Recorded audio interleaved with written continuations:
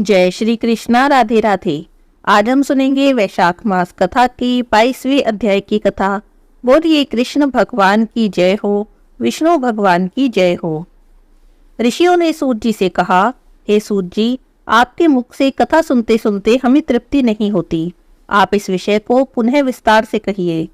तब सूत जी ने कहा, हे महर्षियों, इस विषय में मैं आपसे एक प्राचीन इतिहास कहता हूँ, जिसमें एक ब्राह्मण और महात्मा धर्मराज जी के बीच हुए वार्तालाप का वर्णन है।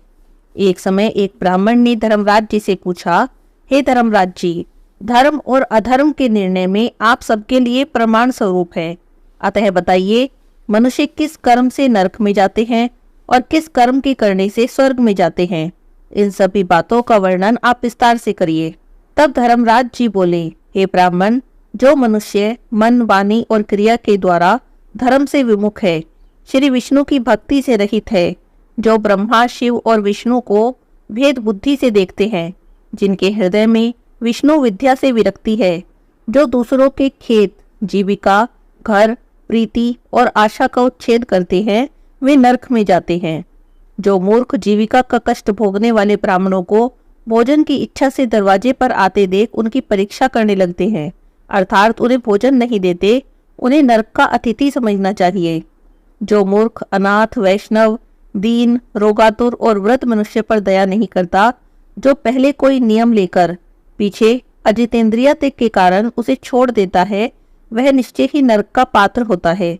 अर्थात अगर कोई नियम ले तो उसे पूरा करना चाहिए। जो सब पापों को हरने वाले दिव्य स्वरूप, व्यापक, विजयी, सनातन, अजन्मा, चतुर्भुज विष्णु रूप दिव्य पुरुष श्री नारायण देव का पूजन, ध्यान और स्मरण करते हैं, वे श्री हरि के परम धाम को प्राप्त होते हैं। यह सनातन सत्य है। भगवान दामोदर के गुणों का कीर्तन ही मंगलमय है, वही धन का उपार्जन है और वही इस जीवन का फल है। अमित तेजस्वी देवादिदेव श्री विष्णु के कीर्तन से सब पाप उसी प्रकार नष्ट हो जाते हैं, जैसे दिन के निकलने पर अंधकार नष्ट हो जाता है।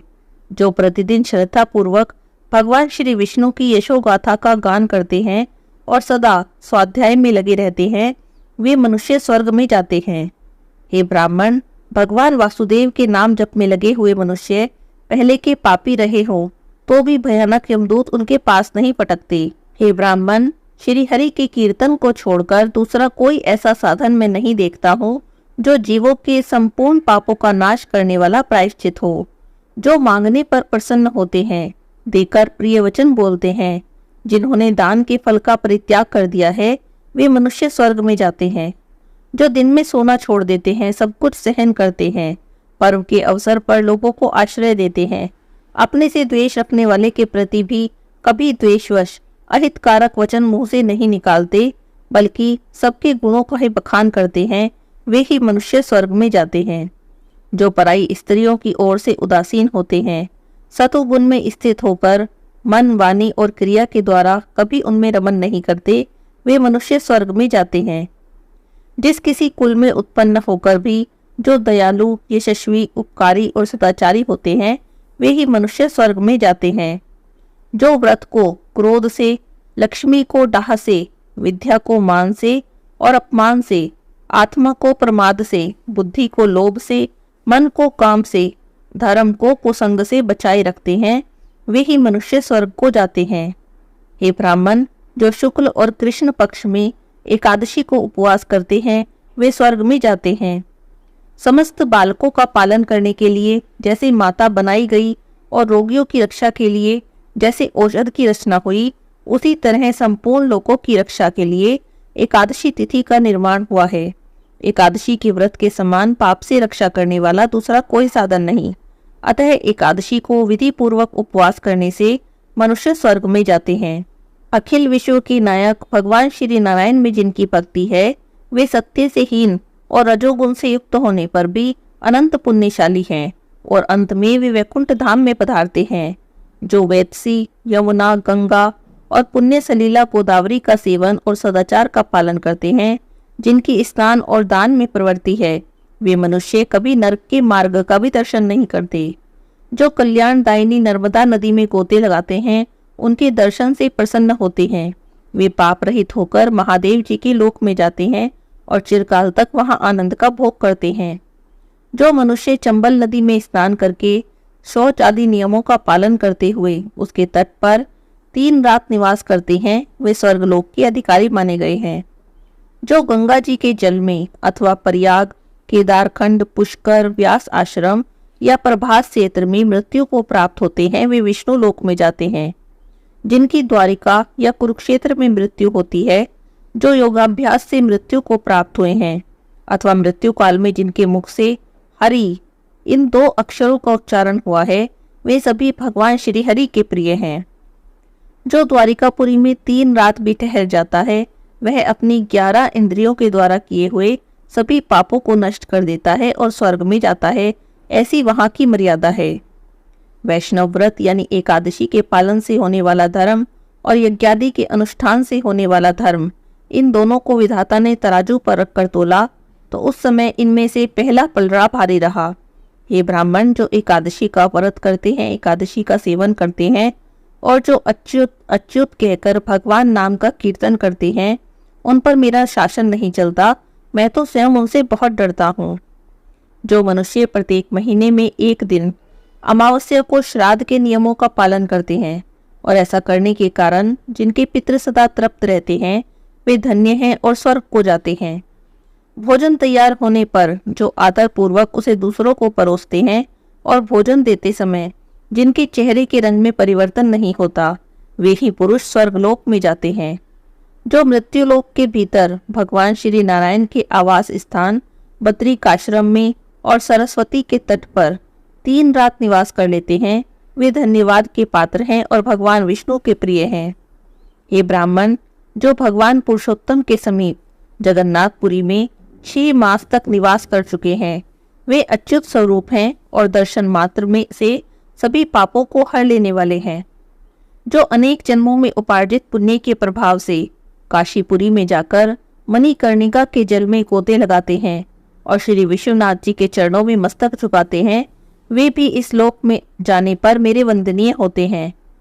जो श्री हरि की पूजा करके पृथ्वी पर कुश और तिल बिछाकर चारों ओर तिल बिखेरते हैं, लोहा और दूध देने वाली गोदान करके विधि पूर्वक मृत्यु को प्राप्त होते हैं, वे मनुष्य स्वर्ग में जाते हैं। जो पुत्रों को उत्पन्न करके उन्हें पिता और पितामह के पद पर बिठाकर ममता और अहंकार से रहित होकर मरते हैं, वे भी स्वर्गलोक के अधिकारी होते हैं। जो चोरी डकैती से दूर रहकर सदा अपने ही धन से संतुष्ट रहते हैं, अपने भाग्य पर निर्भर रहकर अपनी जीविका चलाते हैं, वे मनुष्य स्वर्ग को जाते हैं। जो स्वागत करते हुए शुद्ध पीड़ा रहित मधुर और पाप रहित वाणी का प्रयोग करते हैं, वे स्वर्ग में जाते हैं। जो दान धर्म में प्रवृत्त और धर्म मार्ग के अनुयायी पुरुषों का उत्साह बढ़ाते हैं, वे चिरकाल तक स्वर्ग में आनंद भोगते हैं। जो शीतकाल में सूखी लकड़ी, ग्रीष्म काल में शीतल जल और वर्षा में आश्रय प्रदान करते हैं, वह स्वर्गलोक में सम्मानित होते हैं। जो नित्य नैमित्तिक समस्त पुण्य कालों में भक्ति पूर्वक श्राद्ध करते हैं, वह निश्चय ही देवलोक के भागी होते हैं। दरिद्र का दान, सामर्थ्यशाली की क्षमा, नौजवानों की तपस्या, ज्ञानियों का मौन, सुख भोगने के योग्य पुरुषों की सुखेच्छा निवृत्ति और संपूर्ण प्राणियों पर दया, ये सद्गुण स्वर्ग में ले जाते हैं। ध्यान युक्त तप भवसागर से तारने वाला है और पाप को पतन का कारण बताया गया है। यह बिल्कुल सत्य है, इसमें जरा भी संदेह नहीं। हे ब्राह्मण, स्वर्ग की राह पर ले जाने वाले समस्त साधनों का मैंने तुमसे यहाँ पर वर्णन किया। अब बताओ तुम क्या सुनना चाहते हो। धर्मराज जी की बातें सुनकर उन्हें प्रणाम करके ब्राह्मण ने पूछा, हे धर्मराज जी, वैशाख के महीने में प्रातःकाल स्नान करके एकाग्रचित्त हुआ पुरुष भगवान माधव का पूजन किस प्रकार करे, इसकी विधि आप वर्णन करें। तब धर्मराज जी कहते हैं, हे ब्राह्मण, पत्तों की जितनी भी जातियां हैं, उन सब में तुलसी भगवान श्री विष्णु को सबसे अधिक प्रिय है। पुष्कर आदि जितने भी तीर्थ हैं, गंगा आदि जितनी भी नदियां हैं और वासुदेव आदि जितने भी देवता हैं, वे सभी तुलसी दल में निवास करते हैं। अतः तुलसी सर्वदा और सब समय भगवान विष्णु को प्रिय है। कमल और मालती का फूल छोड़कर तुलसी का पत्ता ग्रहण करें और उसे भक्ति पूर्वक माधव की पूजा करें। उसके पुण्य फल का पूरा पूरा वर्णन करने में ब्रह्मा जी भी समर्थ नहीं है। जो बिना स्नान किए ही देव कार्य या पितृ कार्य के लिए तुलसी का पत्ता तोड़ता है, उसका सारा कर्म निष्फल हो जाता है और वह पंचगव्य पान करके शुद्ध होता है। जैसे हर्रे बहुतेरे रोगों को तत्काल हर लेती है, उसी प्रकार तुलसी दरिद्रता और दुख भोग आदि से संबंध रखने वाले अधिक से अधिक पापों को शीघ्र ही दूर कर देती है। तुलसी काले रंग के पत्तों की हो या हरे रंग के पत्तों की, उसके द्वारा श्री मधुसूदन का पूजन करने से प्रत्येक मनुष्य भगवान का भक्त नर से नारायण हो जाता है। जो पूरे वैशाख में तीनों संध्याओं के समय तुलसी दल से मधुहंता श्रीहरि का पूजन करता है, उसका पुनः इस संसार में जन्म नहीं होता। फूल और पत्तों के न मिलने पर अन्न आदि के द्वारा, धान गेहूं चावल और जौ के द्वारा भी सदा श्रीहरि का पूजन करें। उसके बाद सर्वदेव में भगवान विष्णु की प्रदक्षिणा करें और उसके बाद देवताओं, मनुष्यों, पितरों और चराचर जगत का तर्पण करना चाहिए। पीपल को जल देने से दरिद्रता, कालकर्णी एक प्रकार का रोग होता है, दुस्वप्न, दुश्चिंता और संपूर्ण दुख नष्ट हो जाते हैं। जो बुद्धिमान पीपल के पेड़ की पूजा करते हैं, उसने अपने पितरों को तृप्त कर दिया, भगवान विष्णु की आराधना कर ली, संपूर्ण ग्रहों का पूजन कर लिया। अष्टांग योग का साधन, स्नान करके पीपल के वृक्ष का सिंचन और श्री गोविंद का पूजन करने से मनुष्य कभी दुर्गति को प्राप्त नहीं होता। जो सब कुछ करने में असमर्थ है, वह स्त्री या पुरुष यदि इन नियमों से युक्त होकर वैशाख की त्रयोदशी, चतुर्दशी और पूर्णिमा, इन 3 दिनों में भक्ति से विधि पूर्वक प्रातःकाल स्नान कर ले तो सभी पातकों से मुक्त होकर अक्षय स्वर्ग का उपभोग करता है। जो वैशाख के महीने में प्रसन्नता के साथ भक्ति पूर्वक ब्राह्मणों को भोजन कराता है और 3 रात तक प्रातःकाल एक बार भी स्नान करके संयम और शौच का पालन करते हुए सफेद या काले तिलों को मधु में मिलाकर 12 ब्राह्मणों को दान करता है, उन्हीं के द्वारा स्वास्तिक वाचन कराता है तथा मुझ पर धर्मराज जी प्रसन्न हो, इस उद्देश्य से देवताओं और पितरों का तर्पण करता है, उसके जीवन भर के किए हुए पाप तपी नष्ट हो जाते हैं। जो वैशाख की पूर्णिमा को मणिक अर्थात मटका, जल के घड़े, पकवान या स्वर्ण में दक्षिणा दान करता है, उसे अश्वमेघ यज्ञ का फल प्राप्त होता है। हे ब्राह्मण, इसी के संबंध में एक प्राचीन इतिहास का उल्लेख आता है, मैं तुम्हें सुनाता हूँ। बहुत समय पहले धन शर्मा नाम का एक ब्राह्मण था। उसमें पाप का लेश मात्र भी नहीं था। एक दिन वह कुश आदि लेने के लिए वन में गया। वहां उसने एक अद्भुत बात देखी। उसे 3 महाप्रेत दिखाई दिए जो बड़े ही दुष्ट और भयंकर थे। धन शर्मा उन्हें देखकर डर गए। उन प्रेतों के केश ऊपर को उठे हुए थे, लाल लाल उनकी आंखें थी, काले काले दांत और सूखा हुआ उनका पेट था। तब धन शर्मा ने पूछा कि तुम लोग कौन हो और यह नारकी अवस्था तुम्हें कैसे प्राप्त हुई? मैं भय से आतुर हूँ और दुखी हूँ, दया का पात्र हूँ, मेरी रक्षा करो। मैं भगवान विष्णु का दास हूँ, मेरी रक्षा करने से भगवान तुम लोगों का कल्याण करेंगे। भगवान विष्णु ब्राह्मणों के हितैषी हैं, मुझ पर दया करने से वे तुम्हारे ऊपर संतुष्ट हो जाएंगे।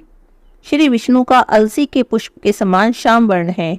वे पीताम्बरधारी हैं और उनका नाम श्रवण करने मात्र से सभी पापों का क्षय हो जाता है। भगवान आदि और अंत से रहित हैं। शंख चक्र और गदा धारण करने वाले, अविनाशी, कमल के समान नेत्रों वाले और प्रेतों को मोक्ष प्रदान करने वाले हैं।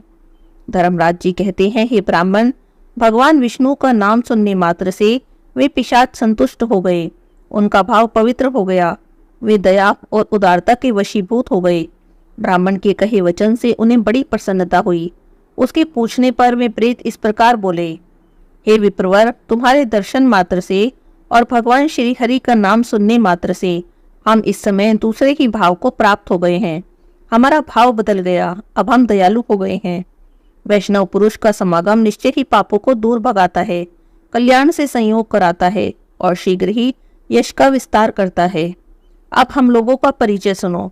यह पहला कृतघ्न नाम का प्रेत है, दूसरे का नाम विदैवत है और तीसरा मैं हूँ जिसका नाम अवैशाख है। मैं तीनों में अधिक पापी हूँ। हे ब्राह्मण, इस पहले प्रेत ने सदा ही कृतघ्नता की है, अतः इसके कर्म के अनुसार इसका नाम भी कृतघ्न पड़ गया। हे ब्राह्मण, यह पहले जन्म में सुदास नाम का द्रोही मनुष्य था, सदा कृतघ्नता किया करता, उसी पाप से इस अवस्था को प्राप्त हुआ है। अत्यंत पापी, धूर्त और गुरु और स्वामी का अहित करने वाले मनुष्य के लिए भी पापों से छूटने का उपाय है, परंतु कृतघ्न के लिए कोई प्रायश्चित नहीं है। इस दूसरे पापी ने देवताओं का पूजन किए बिना सदा अन्न का भोजन किया। इसने गुरु और ब्राह्मणों को कभी दान नहीं दिया, इसीलिए इसका नाम विदैवत हुआ। यह पूर्व जन्म में हरिवीर नाम से विख्यात राजा था। 10,000 गांवों पर इसका अधिकार था।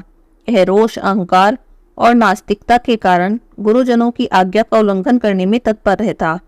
प्रतिदिन 5 महायज्ञों का अनुष्ठान किए बिना ही खाता और ब्राह्मणों की निंदा करता। उसी पाप के कारण बड़े बड़े नरकों का कष्ट भोगकर इस समय विदैवत नाम का प्रेत हुआ। अवैशाख नाम का मैं तीसरा प्रेत हूँ। मैं पूर्व जन्म में ब्राह्मण था। मेरा जन्म मध्य प्रदेश में हुआ। मेरा नाम गौतम था, गोत्र भी गौतम ही था। मैं वासपुर गांव में निवास करता था।